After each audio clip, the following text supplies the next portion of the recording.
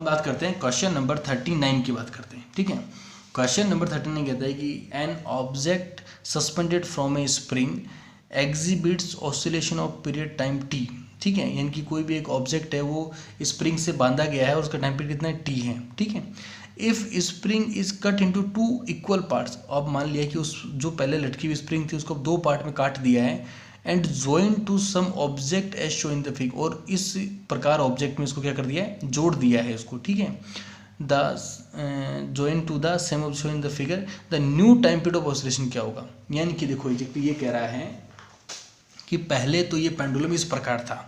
ठीक है, उस पर यही एम मास लटका हुआ था। ठीक है, तब इसका टाइम पीरियड कितना था, इसका टी टाइम पीरियड था। ठीक है, अब इन्होंने क्या किया, स्प्रिंग को बीच में से तोड़ करके ये सेटअप बना दिया और वही मास वापस लटका दिया। अब कह रहे हैं कि इसका टाइम पीरियड क्या होगा।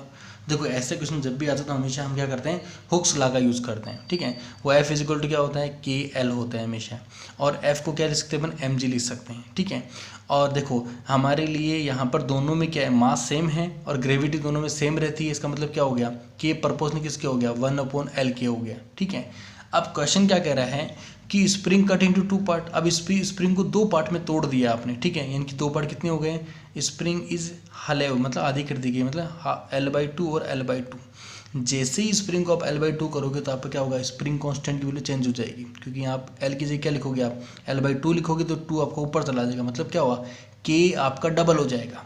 ठीक है, K आपका क्या हो जाएगा, डबल हो जाएगा। इसका मतलब क्या हुआ कि अब इस पैरेलल कम्बिनेशन में हम देखें अगर, तो इसके लिए टाइम पीरियड क्या होगा, इसके लिए टाइम पीरियड T = 2π√m/K होगा। सिंपल टाइम पीरियड फॉर्मूला ये होता है। और जो इस पेंडुलम के लिए जो टाइम पीरियड का फॉर्मूला ये होगा, और टी किसके फॉर्मूला होगा, 1/√k के होगा।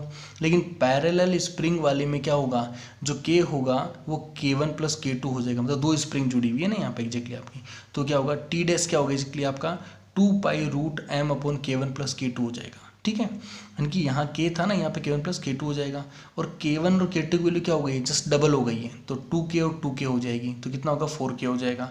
यहाँ वैल्यू मैंने 4k पुट किया। अब देखो एग्जैक्टली टी डेज की वैल्यू जो यहाँ से क्या आएगी, 2π√m/k। ठीक है, और ये जो 4 है उसको मैंने रूट डाल दिया तो क्या होगा, 1/2 बचेगा। ठीक है, ये मैंने बाहर ले लिया। ये फॉर्मूला जो है, ये फॉर्मूला दिख रहा है आपको, ये फॉर्मूला केवल ये फॉर्मूला एग्जैक्टली आपके इस फॉर्मूले के बराबर है। ठीक है, तो मैंने क्या किया, इस फॉर्मूले से मैंने क्या किया, टी लिख दिया, तो फॉर्मूला क्या हो जाएगा, टी डेज बराबर T/2 हो जाएगा। यानी कि पैरेलल वाले सेटअप में जो टाइम पीरियड होगा ना, वो इस वाले सेटअप के जस्ट आधा होगा, यानी कि वो एग्जैक्टली क्या होगा, आपका T/2 आपका एग्जैक्टली क्या होगा, आंसर होगा आपका। ठीक है, अब बात करते हैं क्वेश्चन नंबर 140 के ऊपर। ठीक है, बहुत अच्छा क्वेश्चन है, कैप्लर का क्वेश्चन है आपका।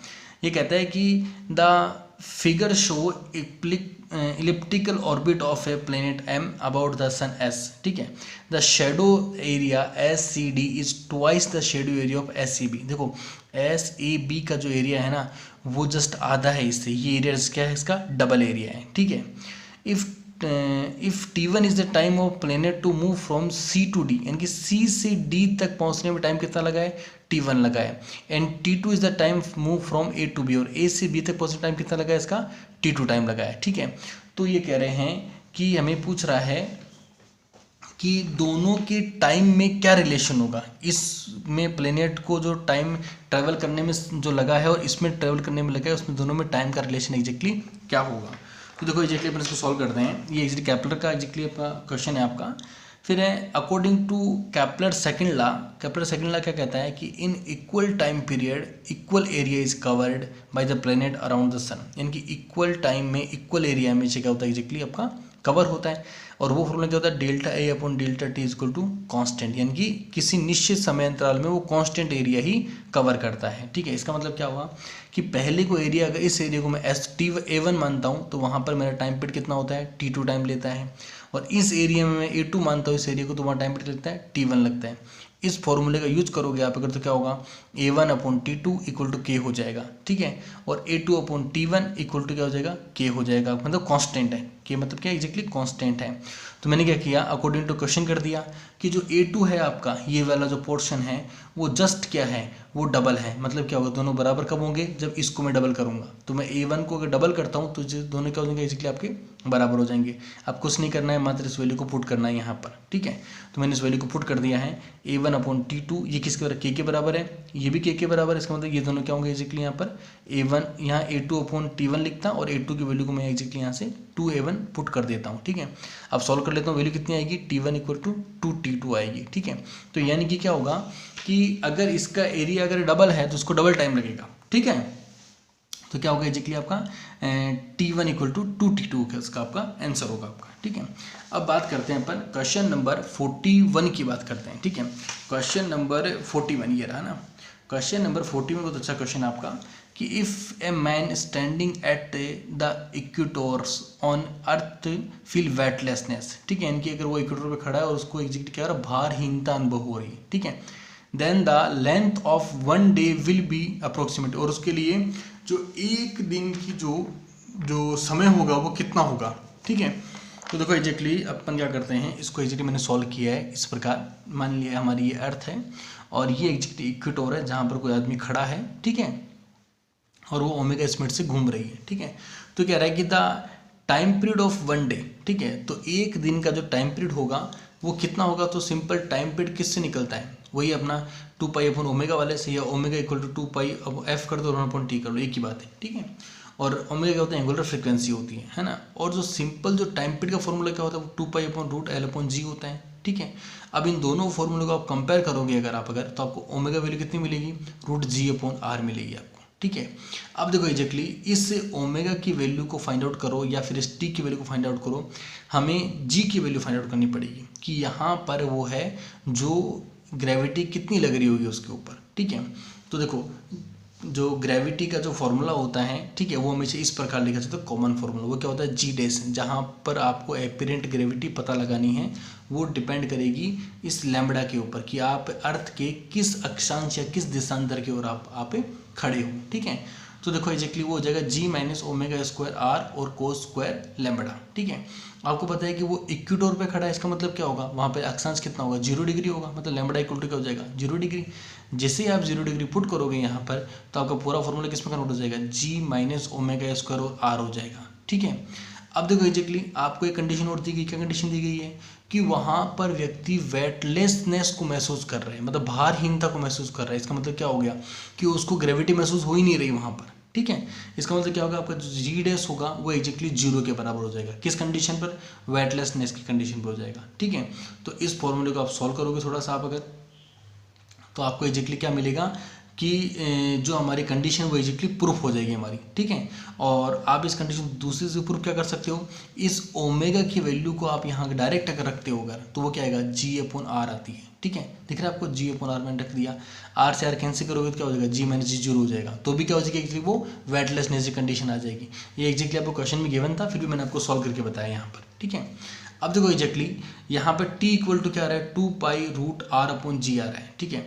पृथ्वी की जो रेडियस होती है वो एग्जैक्टली कितनी होती है आपकी, 6400 किलोमीटर होती है। मैंने इसको 6400 करके और किलोमीटर 130 लगा दिया है, और जी की मैंने एग्जैक्टली क्या माना है, 10 मान लिया है, हालांकि 10 नहीं होता है पर अराउंड ऑन फिगर में मान लिया।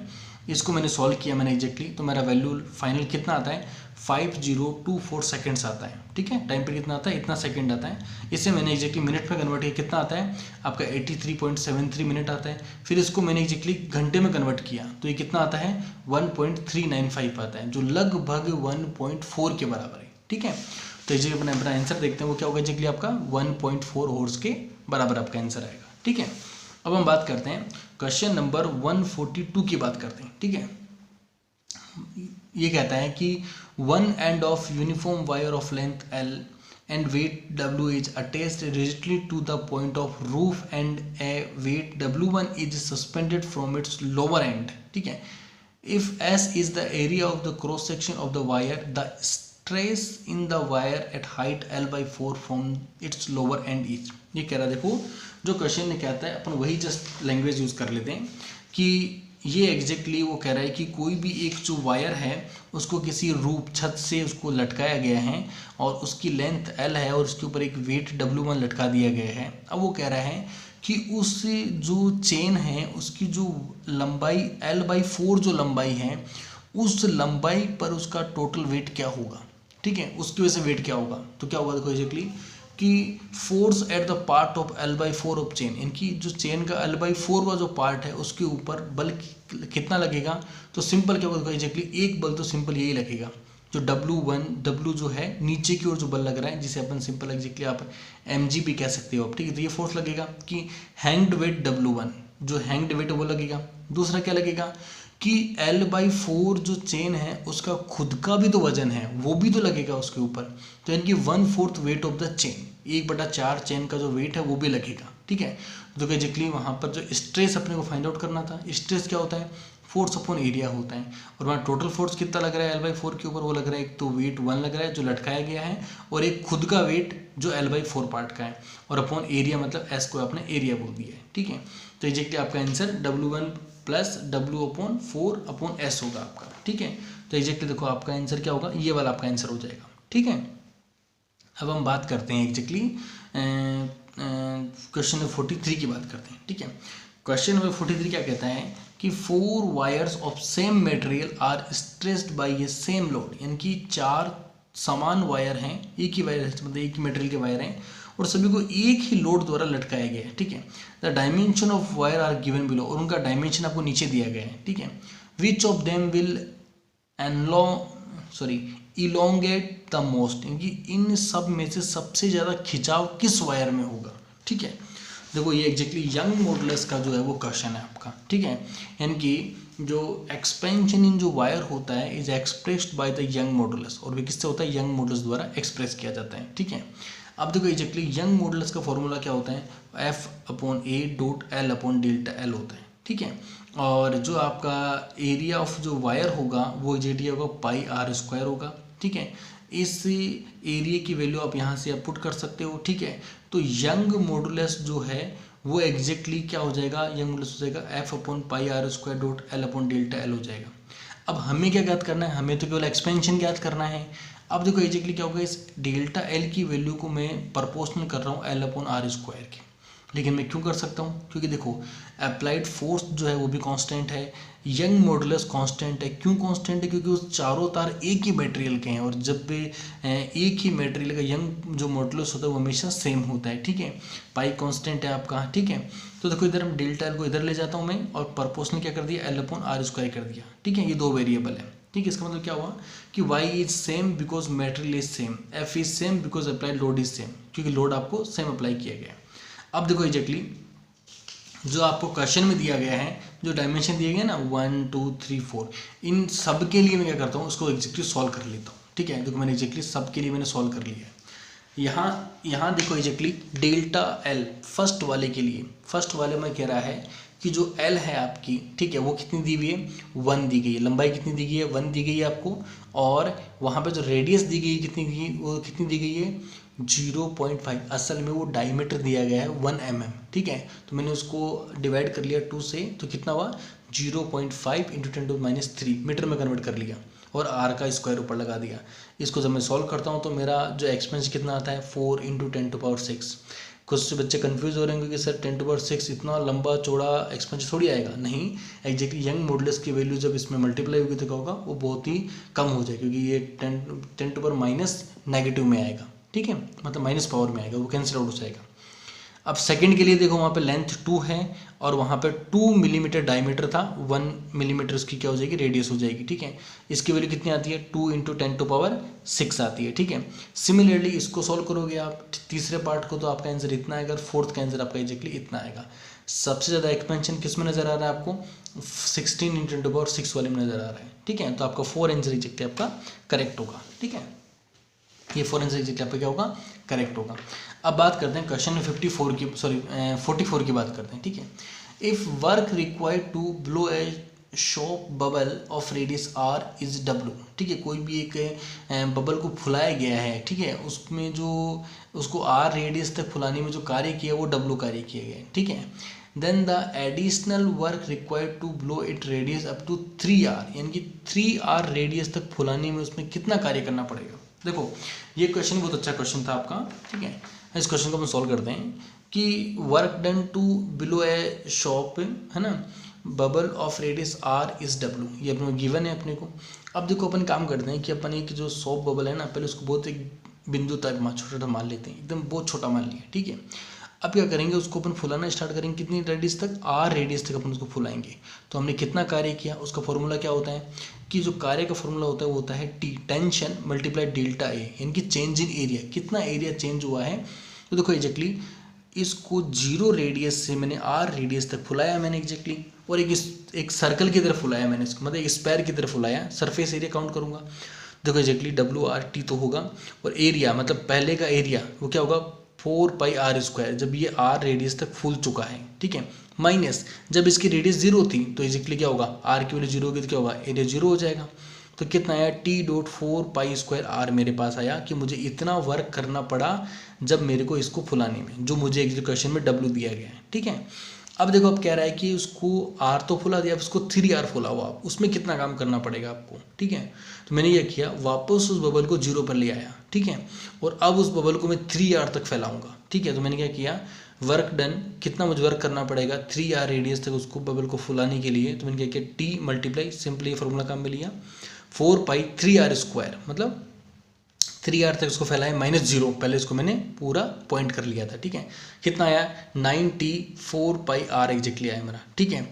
अब ये कह रहा है कि additional work required from R to 3R, और वो कह रहा है कि मुझे तो इतना सा बताओ कि वो R के बाद में आपने जो फुलाया 3R तक, यानी कि 2R रेडियस में जो फुलाया उसमें कितना वर्क डन करना पड़ा। तो क्या करेंगे, इसको पूरे को फुलाने में किया गया वर्क डन माइनस इतना सा फुलाने में किया गया वर्क डन को माइनस कर देंगे, ठीक है। मैंने क्या किया, देखो W3R माइनस WR को माइनस किया, तो मैंने क्या किया एग्जैक्टली मेरा आंसर कितना आएगा 8T.4 पाई आर स्क्वायर आएगा, और T.4 पाई आर स्क्वायर जो एग्जैक्टली वो किसके बराबर है, आपका WR के बराबर है, ठीक है। जो क्वेश्चन में क्या दिया गया, W दिया गया मेरे को, तो मैं इस वैल्यू की मैं क्या करूँगा, W पुट कर दूंगा, ठीक है। ये एग्जैक्टली बहुत ईजी क्वेश्चन था, ठीक है, पर बहुत ही अंडरस्टैंडिंग वाला क्वेश्चन था, है ना। क्वेश्चन नंबर 145 की बात करते हैं, ठीक है, बहुत अच्छा क्वेश्चन। देखो 140 क्वेश्चन आपका, if a capillary of radius r is dipped in water, कोई कैपिलरी है जिसको किसी वाटर में डिप्ट किया गया है, the height of water that rise in it, और जो पानी है वो किसी h हाइट तक चढ़ता है, and mass of water in capillary is m, और उसमें जितना पानी ऊपर चढ़ा है उसका जो द्रव्यमान कितना है आपका m है आपका, ठीक है। If the radius of the capillary is double, अगर आप उस कैपिलरी की रेडियस को डबल कर देते हो आप अगर, ठीक है, the mass of water that rise in the capillary, यानी कि अगर उस रेडियस को आप जैसे मान लिया उसकी रेडियस डबल किया आपने, तो क्या हो जाएगी, वो चौड़ी हो जाएगी, तो उसमें कुछ पानी और ऊपर चढ़ेगा, ठीक है। तो कितना पानी ऊपर चढ़ेगा उसका वजन अपने को निकालना है, मास निकालना है। देखो एग्जैक्टली जो क्वेश्चन ने कहा मैंने कॉपी जस्ट कर दिया, ठीक है। मैंने क्या किया, एक पात्र ड्रॉ कर लिया है, इस पात्र में कोई कैपिलरी को डिप किया गया है, ठीक है। अब इस पार्ट जो डिप किया इसमें क्या हो, कुछ हाइट तक पानी चढ़ेगा, मान लिया ये इतनी हाइट तक इसके अंदर पानी चढ़ा इसके अंदर, ठीक है। वो हाइट मैंने एग्जैक्टली मेजर कर ली, इतनी हाइट तक उसमें पानी चढ़ा, ठीक है। किसी भी कैपिलरी में कितनी हाइट तक पानी चढ़ेगा वो एग्जैक्टली एक मैथमेटिकल फॉर्मूला होता है, ठीक है, 2 पाई cos थीटा और r रो डॉट, याद रखना ऐसा क्वेश्चन लास्ट ईयर 2015 वाली आरपीसी में भी आया था एग्जैक्टली, बहुत अच्छा क्वेश्चन था वो भी, ठीक है। अब है वाटर राइज इन कैपिलरी, ये हमें एग्जैक्टली फाइंड आउट करना है कि कितना वाटर राइज होगा और उसका मास अपने को निकालना है, ठीक है। तो हम क्या नोट करते हैं कि जो कैपिलरी में की हाइट जो होगी, पानी की जो हाइट होगी वो किस पर निर्भर करती है, वो देखो ये 2 तो कांस्टेंट है, पाई भी कांस्टेंट है, आर कांस्टेंट नहीं है, रो एग्जैक्टली कांस्टेंट होगी, जी कांस्टेंट हो जाएगा और आपका थीटा कांस्टेंट हो जाएगा। मान लिया उसको मैंने सीधा ही खड़ा कर दिया, मैंने हिला डुलना बंद कर दिया, ठीक है। तो यानी कि जो हाइट होगी वो किसके प्रोपोर्शनल हो गई, 1/r के प्रोपोर्शनल हो गई है, ठीक है। इसका मतलब क्या हुआ कि r में चेंज होगा तो हाइट में चेंज होगा। अब अकॉर्डिंग टू क्वेश्चन क्या कहता है हमको कि हमारी रेडियस अगर 2r कर दो, इस कैपिलरी को अगर मैं रेडियस क्या कर दूँ 2r, मतलब थोड़ा सा बड़ा कर दूँ उसको मैं अगर, ठीक है, तो उस वक्त क्या होगा, जो हाइट h डैश क्या होगी वो h/2 फाइंड आउट होगी। क्यों होगी, देखो r की वैल्यू को मैं यहाँ पुट करता हूँ, ठीक है, तो कितनी आएगी, वो एग्जैक्टली आएगी 2r, है ना, 1/2r आएगी, ठीक है। और यानी कि अगर h डैश यानी कि जो r बढ़ाने पर जो नई हाइट प्राप्त होगी वो कितनी होगी, 1/2r होगी। इसको एग्जैक्टली मैं रिलेशन में निकालूँ अगर, तो क्या होगा, वो h/2 के बराबर होगी, मतलब उसकी हाइट अगर रेडियस डबल करता हूँ तो हाइट क्या हो जाएगी, उसकी आधी हो जाएगी, ठीक है। अब देखो मास ऑफ वाटर, इसका मास ऑफ वाटर कितना होगा, ठीक है। तो देखो एग्जैक्टली क्या होगा कि मास की डेफिनेशन हमेशा लिक्विड फॉर्म में कैसे लिखी जाती है, वॉल्यूम इनटू डेंसिटी, या सिंपल आप क्या कह सकते हो, डेंसिटी बराबर मास अपॉन आपका वॉल्यूम कर सकते हो आप, ठीक है। देखो एग्जैक्टली अब जो मास है आपका वो कैसे फाइंड आउट होगा, वॉल्यूम क्या होगा आपका 4 पाई आर स्क्वायर डॉट एच, यानी कि कितना उसने घेराव किया और कितनी उसने हाइट ली है, ठीक है। तो घेराव तो क्या होगा, सर्कल की तरह होगा, तो वो क्या होगा पाई आर स्क्वायर होगा, और कितनी हाइट लेगा वो एग्जैक्टली एच से होगा आपका, ठीक है। डॉट रो एग्जैक्टली क्या होगी आपकी डेंसिटी, जो हमेशा कांस्टेंट रहती है, ठीक है। अब देखो जो चेंज आपने इस हाइट में किया था वही चेंज अपन क्या करेंगे यहाँ पर करेंगे। हम क्या नोट कर रहे हैं कि रेडियस को डबल करने पर हाइट हमेशा क्या हो जाती है, आधी हो जाती है, ठीक है। तो जैसे आर क्वेश्चन के अकॉर्डिंग आर को जैसे ही आप डबल करोगे तो इसकी हाइट क्या हो जाएगी, एग्जैक्टली आपकी आधी हो जाएगी, ठीक है। अब इस फॉर्मूले को आप अगर सॉल्व करोगे तो आपको क्या फाइंड आउट होगा, एम डैश की जो वैल्यू फाइंड आउट होगी वो क्या होगी, pi dot 4 R square dot H upon rho dot rho होगा। सिंपल कुछ नहीं किया मैंने यहाँ जो 4 आया है और ये 2 आया, इसको मैं जब कैंसिल आउट करूँ क्या होगा, पाई आर स्क्वायर एच और रो डॉट 2 आ जाएगा, मतलब ये जो 2 है ना वो बाहर ले लूँगा। अब देखो एग्जैक्टली ये तो क्या था, ये तो हमारा नया मास आया था जब हमने इनकी वैल्यूज़ को पुट किया। ये एग्जैक्टली ओरिजिनल मास था जब इसकी रेडियस केवल आर ही थी, ठीक है। तो इस वैल्यू को आप मैच करोगे, दोनों वैल्यू सेम है, यानी कि इसकी जगह अपन क्या रख सकते हैं, एम रख सकते हैं। तो एग्जैक्टली एम डैश जो मेरा एम डैश होगा, जो नया जो कैपिलरी की रेडियस डबल करने के बाद में जो मेरे को उसमें जो पानी चढ़ेगा उसका द्रव्यमान कितना होगा, वो एम डैश इक्वल टू क्या होगा 2m होगा, यानी कि पहले की कैपिलरी में चढ़ा हुआ पानी का मास से जस्ट डबल होगा, ठीक है। तो देखो एग्जैक्टली मेरा जो होगा वो आंसर एग्जैक्टली 2m होगा मेरा, ठीक है। अब देखो एग्जैक्टली अपन बात करते हैं क्वेश्चन नंबर अपने नेक्स्ट क्वेश्चन क्या रहेगा हमारा, एग्जैक्टली वो रहेगा 146 नंबर क्वेश्चन रहेगा, ठीक है। देखो 146 नंबर पे क्वेश्चन बहुत अच्छा क्वेश्चन है आपका, ठीक है। थ्योरेटिकल क्वेश्चन है लेकिन बहुत अच्छा क्वेश्चन है आपका। वो कहता है कि ए टाल cylinder is filled with A viscous liquid, ठीक है। मान लिया कोई भी एक बड़ा सिलेंडर है जो विस्कस लिक्विड द्वारा फिल किया गया है, ठीक है। ए राउंड पेबल मतलब आप कोई भी छोटा मोती मान सकते हो या कोई छोटा गोल पत्थर मान सकते हो आप, ठीक है। Is dropped from the top, यानी कि उसके टॉप से उसको गिराया गया है विद जीरो इनिशियल वेलोसिटी, मतलब उसको कोई वेलोसिटी नहीं दी गई, जस्ट फ्रीली छोड़ दिया गया है, ठीक है। Choose the correct plot which represent the velocity v in the pebble as function of time. तो एग्जैक्टली इस ग्राफ के अकॉर्डिंग जो है ना टाइम के साथ की वेलोसिटी में कैसे फर्क नजर आएगा, कौन सा ग्राफ सही है इसके अकॉर्डिंग, ठीक है। तो एग्जैक्टली मैंने क्या किया, ये एग्जैक्टली मैंने शो कर दिया पूरा एग्जैक्ट जो इस क्वेश्चन ने कहा। मैंने पूरा एक टैंक ले लिया, इस टैंक में कोई लिक्विड भर दिया है और यहाँ पर कोई एक पिबलो है जो मान लिया कोई एक मोती है, ठीक है, उसको मैंने फ्रीली छोड़ दिया। जब मैं इसको छोड़ने का प्रयास करूँगा तो क्या होगा, इसका जो वजन होगा, जो वेट होगा, वो इसे नीचे की ओर ले जाएगा इस विस्कस ऑयल के अंदर। लेकिन इस विस्कस ऑयल में भी क्या होगा, दो प्रकार के फोर्स काम करेंगे, यानी कि in viscous oil pebble is move downward due to weight, है ना, अपने वजन के कारण वो नीचे की ओर जाने का प्रयास करेगा। लेकिन टू फोर्सेज अपवर्ड, दो फोर्स ऊपर की ओर लगेंगे। वो कौन से लगेंगे, एक तो होगा विस्कस फोर्स होगा, ठीक है, जिसे ड्रग फोर्स भी कहते हैं, जो लिक्विड का फोर्स होता है, ठीक है। और एक फोर्स होता है बियॉन्ड फोर्स होता है, ठीक है, जिसे उत्प्लावन बल कहते हैं, जो हमेशा पानी के द्वारा ऊपर की ओर लगाया जाता है, ठीक है। ये दोनों फोर्स क्या होंगे, इसे ऊपर की ओर धकेलने का प्रयास करेंगे, लेकिन जो इसका वजन होगा वो इसे नीचे लाने का प्रयास करेगा, ठीक है। तो इसका मतलब क्या हुआ कि एट अपर लेवल, है ना, ऊपर के लेवल पर तो क्या होगा कि यहाँ पर क्या होगा कि viscous force and beyond force not more effective because of less या लो लेयर्स ऑफ लिक्विड। ऊपर के क्षेत्र में क्या होगा कि पानी की लेयर्स भी कम होगी और उसका घनत्व भी कम होगा और उसका प्रेशर भी कम होगा, तो क्या होगा कि इसका वेट थोड़ा हावी रहेगा, है ना, ये तेज गति से आने का प्रयास करेगा क्योंकि इसको विस्कस फोर्स कम लगेगा। इसका मतलब क्या हुआ कि टाइम के साथ जब इसको यहाँ से आप छोड़ोगे तो पहले इसकी वेलोसिटी जीरो रहेगी क्योंकि इनिशियल वेलोसिटी जीरो दी गई है। फिर क्या होगा, कुछ लेयर्स तक क्या होगा, ये बहुत तेज गति से इसकी वेलोसिटी बढ़ेगी टाइम के साथ, ठीक है। फिर क्या होगा, उस टाइम क्या होगा कि जो इसका वेट होगा, है ना, नीचे आने का उसका वजन होगा, वो इन दोनों फोर्स के जो ऊपर लग रहे फोर्स के जोड्स पे क्या हो जाएगा, हावी हो जाएगा। तो पेबल्स मूव डाउनवर्ड फास्ट, ठीक है। लेकिन क्या होगा, eight middle level velocity decrease with time, और जब मिडिल लेवल आएगा, यानी कि जब ये बीच के से लेवल पर आएगा तो क्या होगा कि यहाँ पर घनत्व धीरे धीरे बढ़ने लगेगा, ठीक है। और जो आपका विस्कस फोर्स जो होगा, ठीक है, और ये होगा, ये दोनों क्या होगा एग्जैक्टली धीरे धीरे इसके ऊपर हावी होने लगेंगे। और एक स्टेज ऐसी आएगी जहाँ पर दोनों क्या हो जाएंगे, इसकी स्पीड को हल्का सा धीमा करेंगे, ठीक है। तो क्या होगा कि मिडिल वाले पार्ट में इसकी वेलोसिटी धीरे क्या हो जाएगी, एकदम धीमी हो जाएगी, ये एक्चुअली शार्प ऊपर की ओर नहीं जा करके धीरे धीरे फ्लैट होने लगेगा कर्व, ठीक है। फिर देखो एट लोअर लेवल, नीचे के लेवल पे क्या होगा कि दोनों फोर्स बिकेम अनफ स्ट्रॉन्ग, और नीचे की लेवल पे क्या दोनों फोर्स थोड़े स्ट्रॉन्ग हो जाएंगे। क्यों हो जाएंगे, क्योंकि यहाँ पर आपका जो वाटर का जो डेंसिटी है वो अच्छी खासी इंक्रीज हो चुकी है, ठीक है।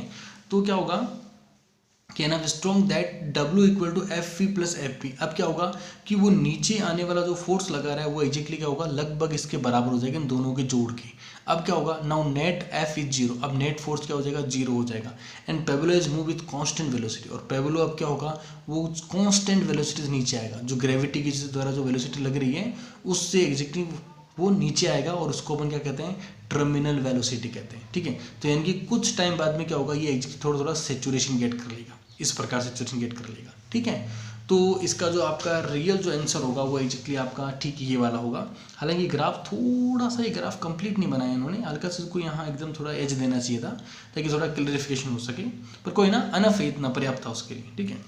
क्वेश्चन नंबर 147 देखते हैं क्या देखो आपका, कि the working of an atomizer is based on. देखो ऑटोमाइजर आपने कभी देखा होगा, शब्द एग्जैक्टली वही है आपका, है ना।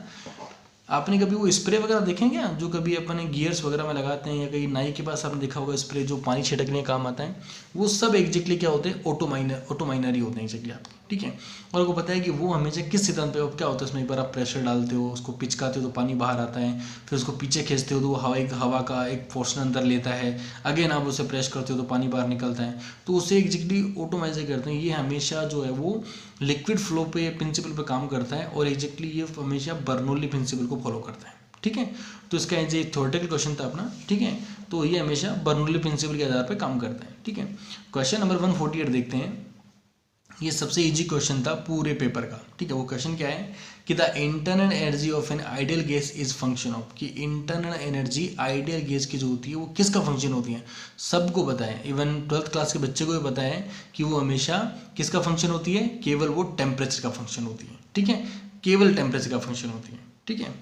अब देखो अपन क्वेश्चन नंबर जो है वो 149 की बात करते हैं। ये क्वेश्चन भी बहुत ही थ्योरेटिकल क्वेश्चन था, जिसको फॉर्मूला याद था वही क्वेश्चन सही कर सकते हैं, ठीक है। कि the mean free path covered by A molecules between two constructive collision is given by, यानी कि कोई भी अगर दो कोलिजन अगर हो रहा है तो उनके बीच में जो फ्री पाथ होता है ना, यानी कि यहाँ कोलिजन हो गया, फिर नेक्स्ट कोलिजन यहाँ हुआ, तो इनके बीच का जो डिस्टेंस है ना, ठीक है, उसे मीन फ्री पाथ कहते हैं, ठीक है। तो वो मीन फ्री पाथ है, उसका फॉर्मूला क्या होता है, देखो एग्जैक्टली मीन फ्री पाथ का जो फॉर्मूला होता है वो एग्जैक्टली इस प्रकार से लिखा जाता है, लैम्बडा इक्वल टू √2n पाई और डी स्क्वायर। ये एग्जैक्टली फॉर्मूला आपको याद रखना पड़ता है, डी एग्जैक्टली डायमीटर मोलिक्यूल्स का, ठीक है।